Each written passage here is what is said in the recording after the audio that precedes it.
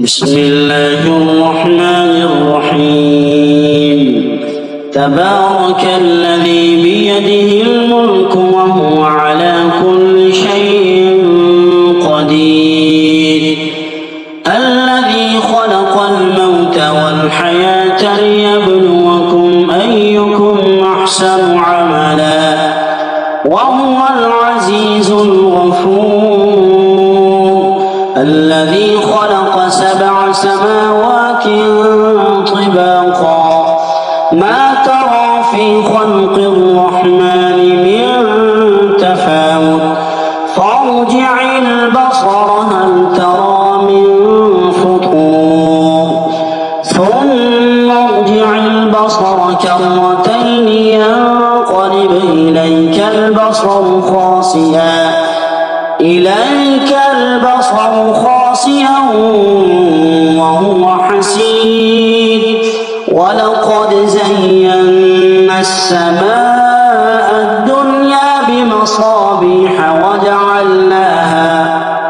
وجعلناها رجوما للشياطين وأعتدنا لهم عذاب السعير.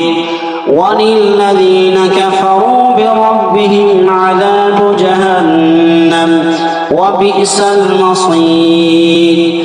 إذا ألقوا فيها سمعوا لها شهيقا وهي تفور تكاد تميز من الغيظ كلما ألقي فيها فوج سألهم خزنتها ألم يأتكم نذير قالوا بلى قد جاءنا نذير فكذبنا وقلنا ما نزل الله من شيء إن أنتم إلا في ضلال كبير. وقالوا لو كنا نسمع أو نعقل ما كنا في أصحاب السعير فاعترفوا بذنبهم فسحقا لأصحاب السعير. إن الذين يخشون ربهم بالغيب لهم مغفرة وأجر كبير. وأسروا قولكم أو اجهروا به إنه عليم بذات الصدور. ألا يعلم من خلق وهو اللطيف الخبير.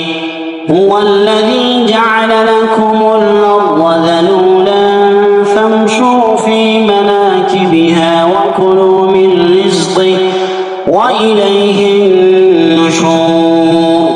أأمنتم من في السماء أن يخسف بكم الأرض فإذا هي تمور أم أمنتم من في السماء أن يرسل عليكم حاصبا فستعلمون كيف نذير. ولقد كذب الذين من قبلهم فكيف كان نكير. أولم يروا إلى الطير فوقهم صافات ويقبضن ما يمسكهن إلا الرحمن إنه بكل شيء بصير. أمن هذا الذي هو جند لكم ينصركم من دون الرحمن إن الكافرون إلا في غرور. أمن هذا الذي يرزقكم إن أمسك رزقه بل لجوا في عتو ونفور. أفمن يمشي مكبا على وجهه يهدى أمن يمشي سويا أم سويا على صراط مستقيم قل هو الذي أنشأكم وجعل لكم السمع والأبصار والأفئدة قليلا ما تشكرون قل هو الذي ذرأكم في الأرض وإليه تحشرون ويقولون متى هذا الوعد إن كنتم صادقين قل إنما العلم عند